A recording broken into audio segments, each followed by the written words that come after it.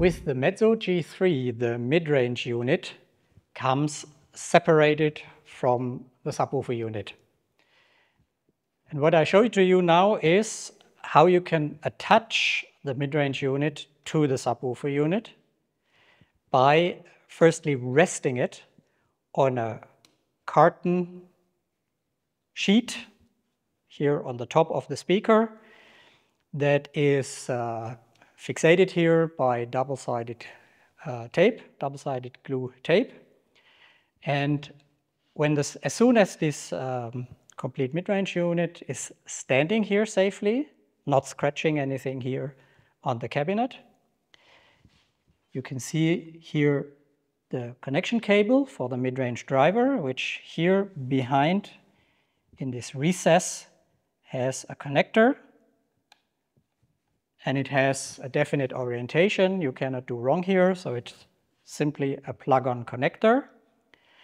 And after that, the complete mid-range unit can be taken. I'll do this now alone. You can probably use a bit of help for this as well.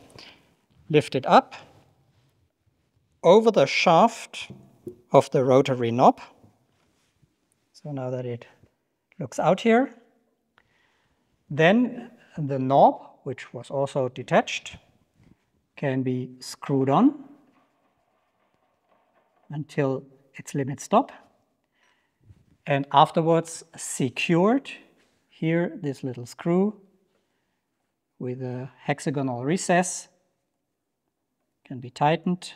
So now this knob is secured on its thread, and the movement of the tweeter is easily possible and secured.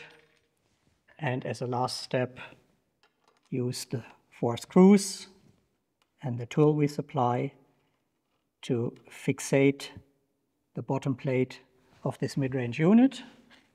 And in a last step, you can simply take this cardboard off the cabinet.